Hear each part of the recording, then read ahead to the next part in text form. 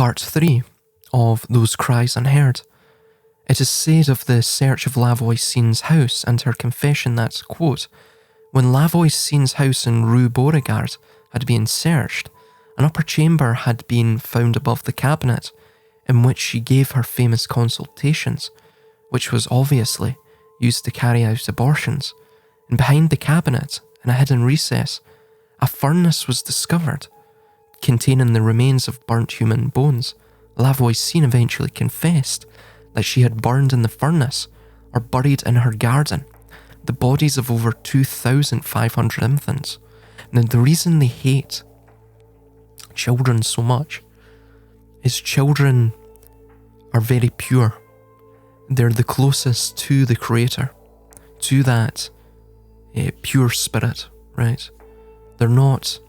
They've not taken on the baggage, the physical, spiritual, and mental baggage that one who has existed in this life for maybe 20, 30 years or more has.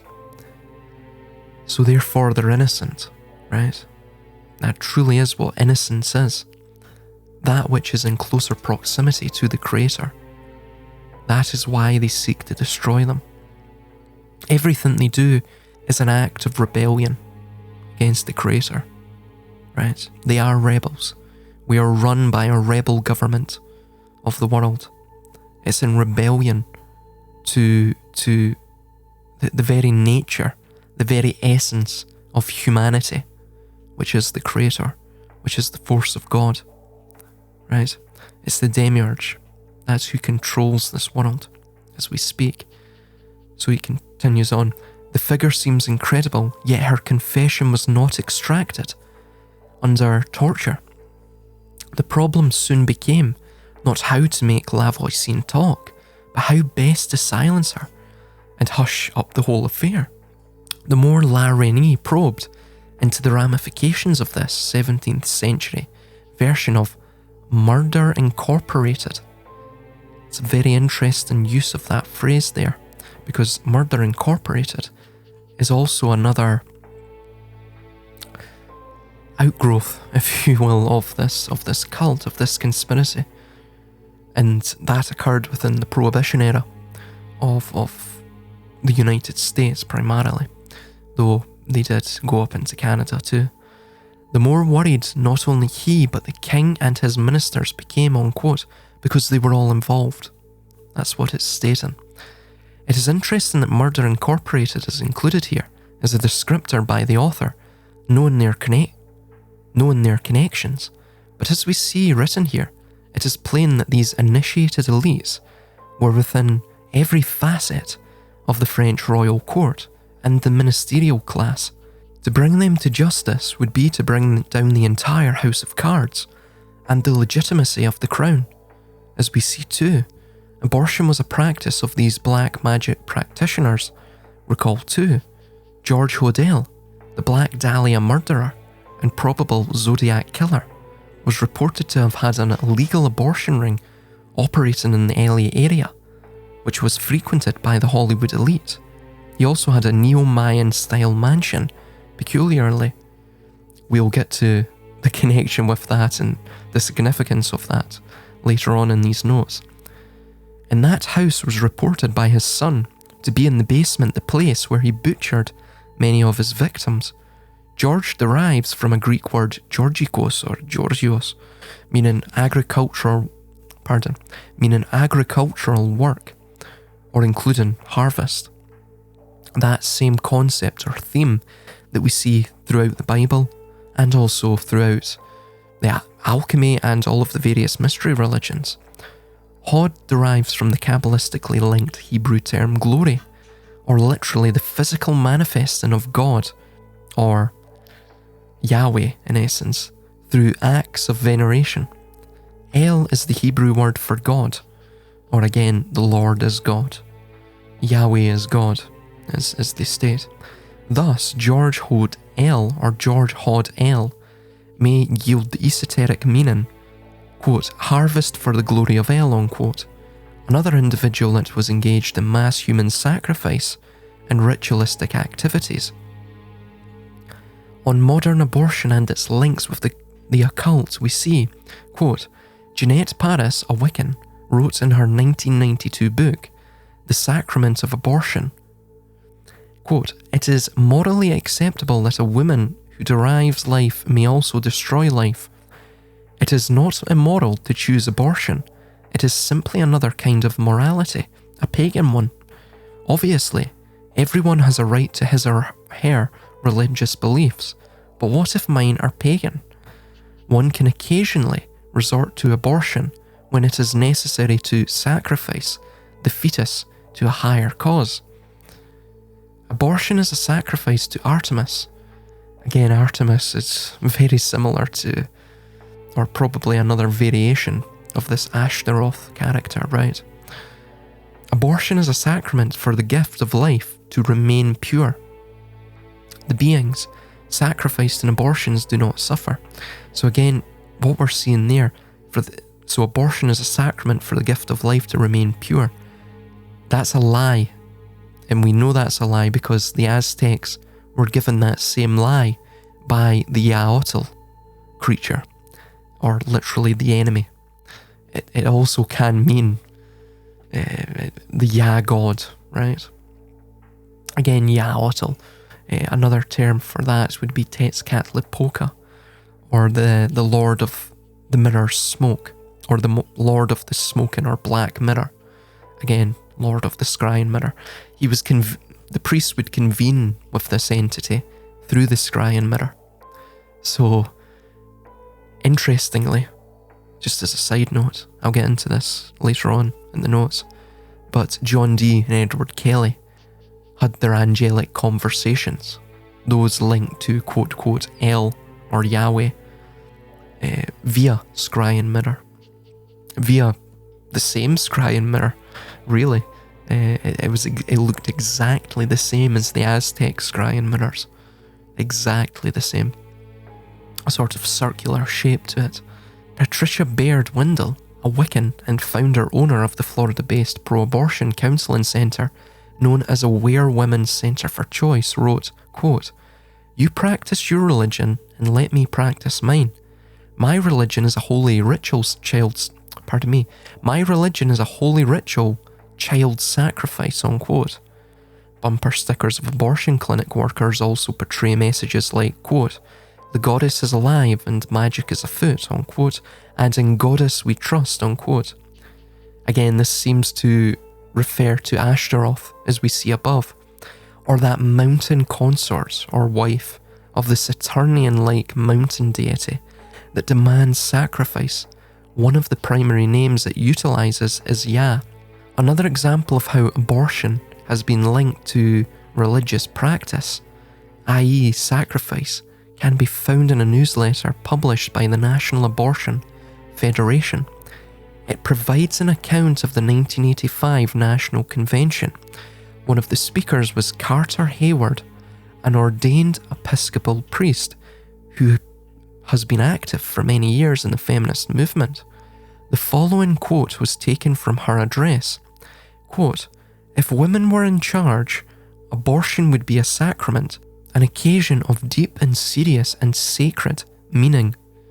Commissioned in 1484, the Malleus Maleficarum treatise repeatedly linked witchcraft to abortion and child sacrifice.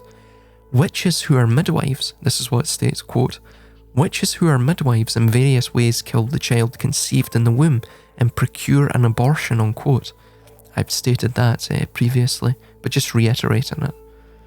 According to the CDC, which seems to underreport abortions, there has been in excess of 50 million instances of state-sanctioned and medically carried out infanticide in the USA alone since the unconstitutional passage of the judgment on Roe v. Wade in 1973.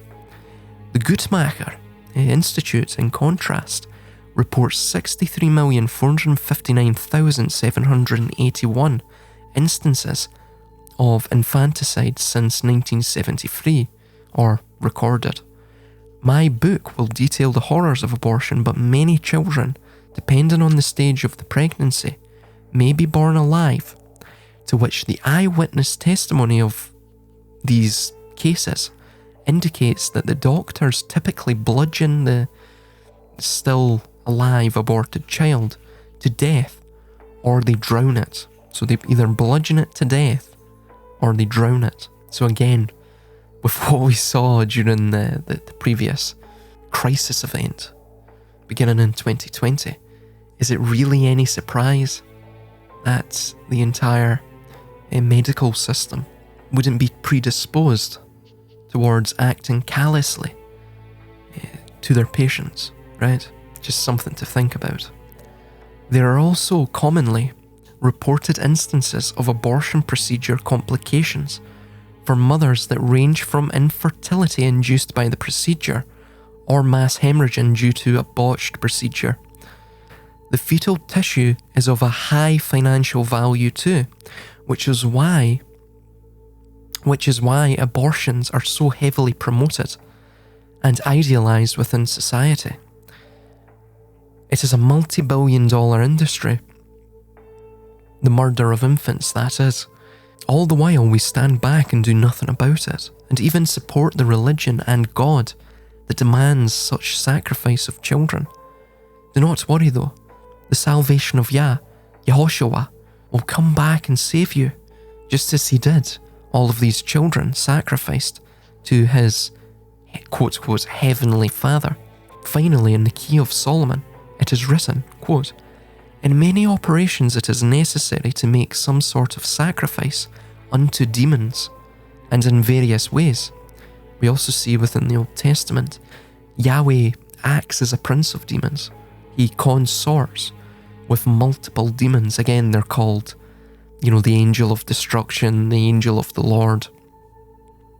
They're demons, right? They're also called deceptive or deceiving spirits as well. In the Vedic tradition, and I will get into it later on down the line, but Abrahamism itself really derived from northern India. In fact, most of the Indo-European religions did. Abrahamism is not unique in that regard. Obviously, they link to the Amorites, as I've made abundantly clear, and I will make even more abundantly clear within my book. It's undeniable. The history that I lay out, the timeline, I map Abrahamism to Atonism and all the way back to the Amorites, who were the founders of Babylon.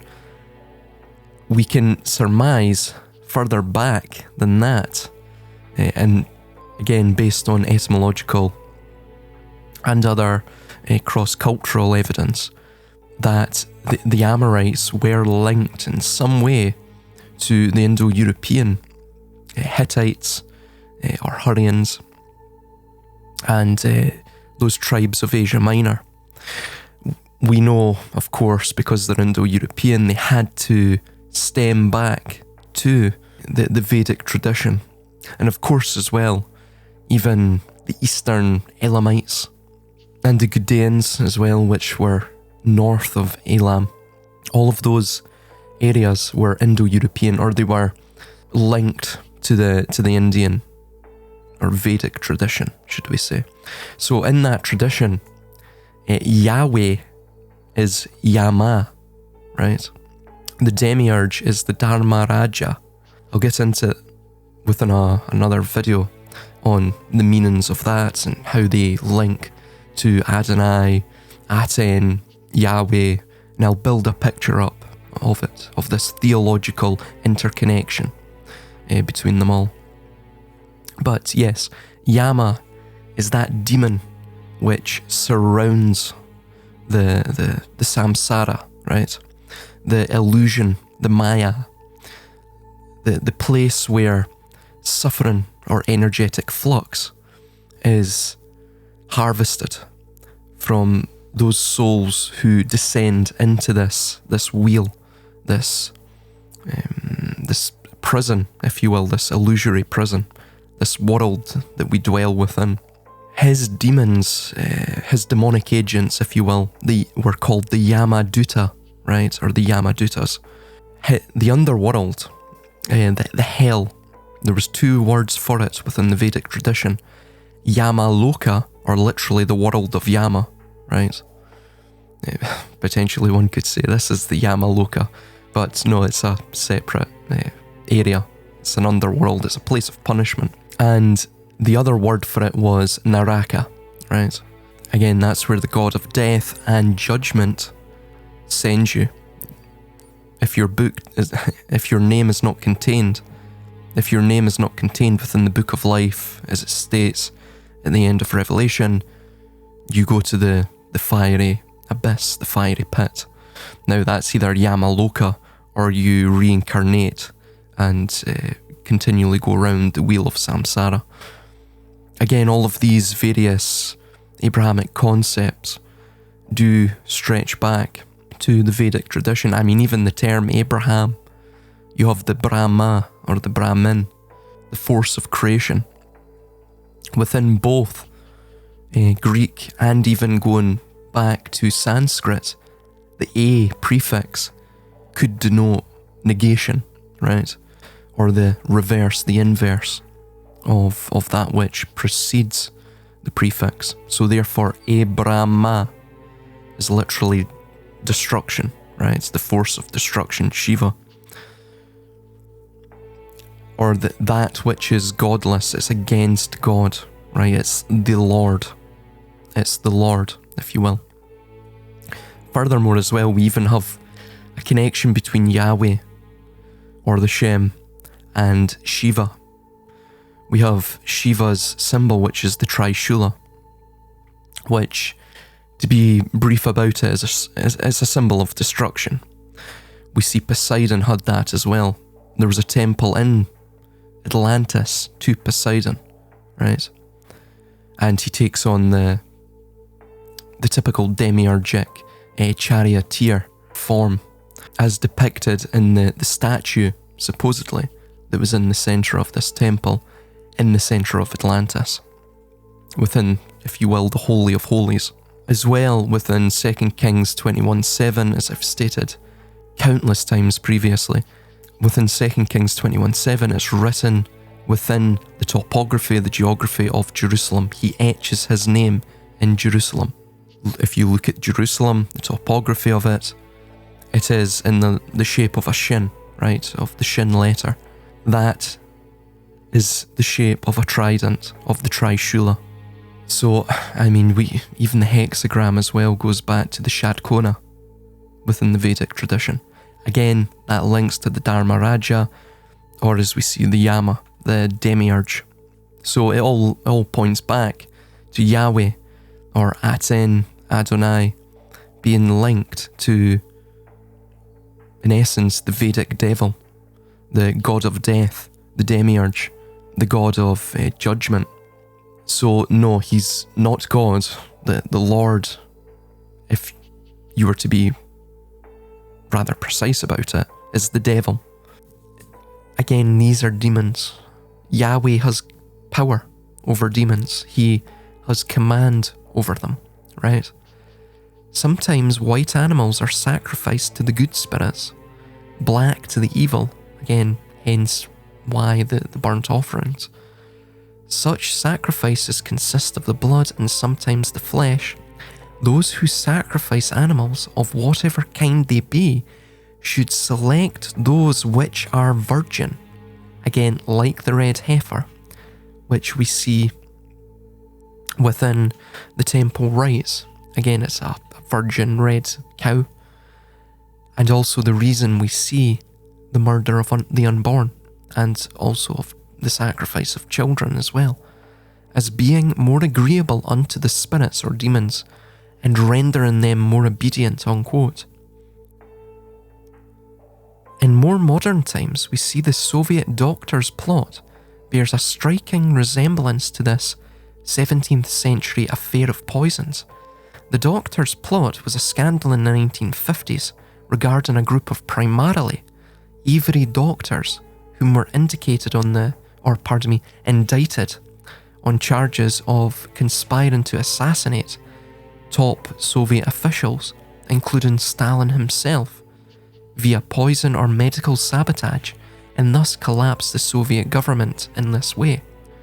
In Pravda, or Truth, a newspaper within the Soviet Union, state-owned, of course. We find the headline on this titled, quote, "Vicious spies and killers under the mask of academic physicians." Wow. Much correlation to today, unquote, where selections from it read, quote, "Today the TASS news agency reported the arrest of a group of saboteur doctors. This terrorist group, uncovered some time ago by organs of state security, had as their goal shortening the lives of leaders of the Soviet Union by means of medical sabotage. Investigation established that participants in the group, in the terrorist group that is, exploiting their position as doctors and abusing the trust of their patients, deliberately and viciously undermined their patients' health by making incorrect diagnoses and then killed them with bad and incorrect treatments, covering themselves with the noble and merciful calling of physicians, men of science. Unmasking the gang of poisoner doctors struck a blow against the internationalist organisation. Now all can see what sort of philanthropists and friends of peace hid beneath the signboard of, quote, joint, unquote. You can look that up in your own time. The bigwigs of the USA and their English junior partners, know that to achieve domination over other nations by peaceful means is impossible. To read that again, so important.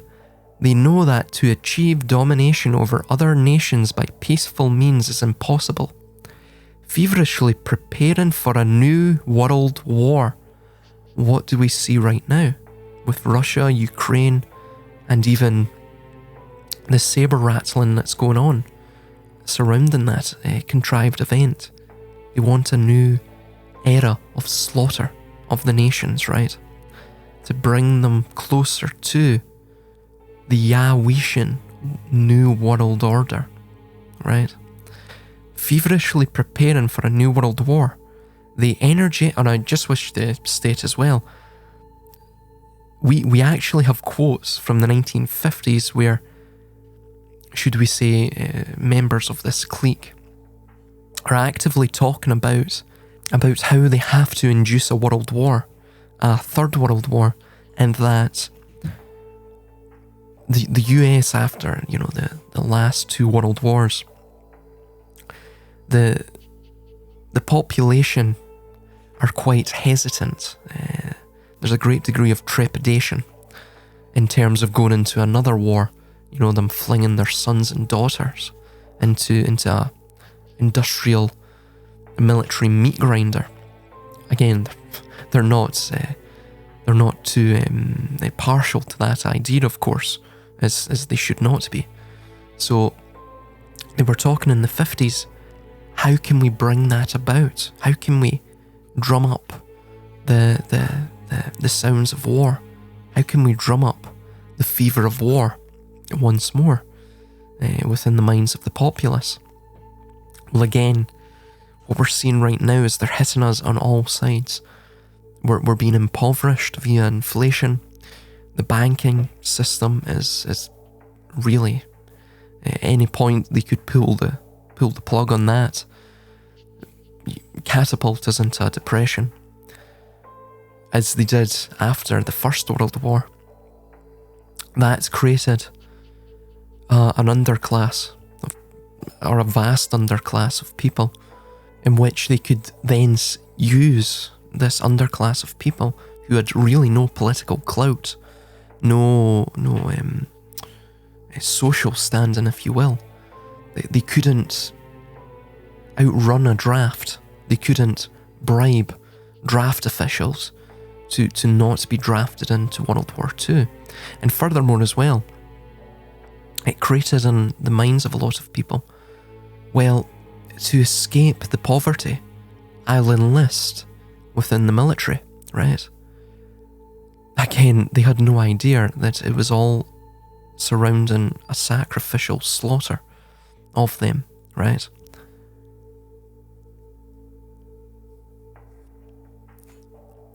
Again, the same thing is being done right now as we speak. They're tightening the noose financially on people, on families, because they need this underclass, as they did in the Depression, beginning in the late 20s. They need that depression, they need that underclass to be created, to then push them into a world war, right? To have the nations sacrificing themselves once again upon the altar of the god of calamity, the demiurgic Yahweh character. So continuing on, they energetically send spies inside the USSR and the People's Democratic countries. They attempt to accomplish what the Hitlerites could not do, to create in the USSR their own subversive fifth column. Unquote. Very interesting.